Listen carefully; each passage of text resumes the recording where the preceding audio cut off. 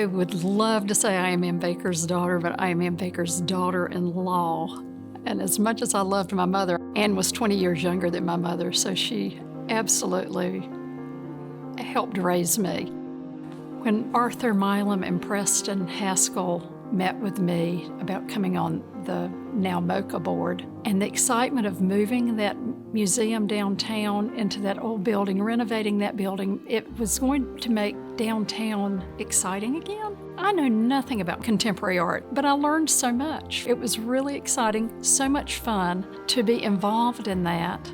I met so many wonderful people at every different place. Having thought about the like-minded people that I met in all of the very different organizations, from the cultural arts to the community foundation to Baptist Health, they've all been like-minded. I have learned so much from all of them, and I have just thoroughly enjoyed being an ambassador. To me, what makes Martha the most effective is that she's an extraordinary connector. And so she connects people in our community, sometimes newcomers, sometimes people that have been here for a long time. She's like a matchmaker. And she helps those people find the places that are most meaningful for them. And that really results in people being ambassadors and supporters and leaders of those nonprofits for years to come. So it's a tremendously important gift, and she does that at every nonprofit that she supports. I have just learned so much about the community, the need in the community.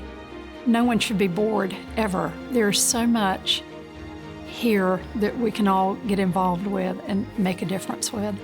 Chairing the Community Foundation Board, I felt so over my skis. Nina Waters encouraged me, said I would be fine and could do it, and it is the most fabulous work. They truly are such a connector in this community. Being involved at the Community Foundation has really been the honor of a lifetime for me. She became the board chair of the Community Foundation near the end of my tenure there, and she was also the board chair at those beginning days of COVID. So trust me when I say that I leaned on her a lot as a thought partner through that 2 years of her leadership. Children and education was what inspired me to get involved in everything to a different degree. And then here I am at this age, and hospitals resonate with me, and I love being involved at Baptist. You can count on Martha Baker to not just be a name on your board letterhead. She participates, and she's not afraid to step up into leadership positions. She has served on more than 15 nonprofit boards. She currently serves on 7 actively, and she has chaired 4 of those boards. And so she has a lot of interests and isn't afraid to really put her reputation and her knowledge and her energy behind those things that she really cares deeply about. When Tracy Westbrook and I created the Beaches Community Fund, we were both on the Community Foundation Board. 10 years ago, the $31 million we had given in grants that year, $185,000 went to the beaches causes. Tracy and I were charged with introducing the Community Foundation to people. And the reality was, is we realized no one knew the Community Foundation because the Community Foundation wasn't invested at the beaches. While there are fabulous homes along Ponte Vedra Boulevard, we also had a lot of hungry kids. There were latchkey kids. There were people, the library would tell us that we don't know what to do with these kids. They're not being picked up after school because both parents are working, and the YMCA had the same problem, and they were shocked that there was any need at the beach. So we convinced them to do some research. And it turned up that there was much more need than they had any idea. There were 6,000 home insecure, food insecure people. That's a number you can get your arms around out there.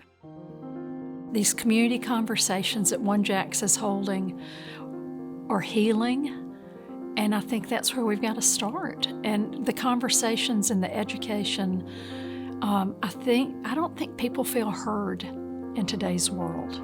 I think very few people listen. They just want to talk and be heard, but there are very few listeners right now, and I think OneJax does a wonderful job listening.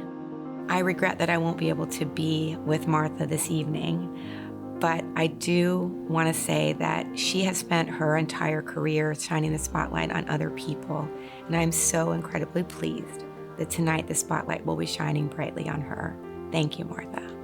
I would really like to thank OneJax for this humbling honor. It is just amazing, and I am so appreciative.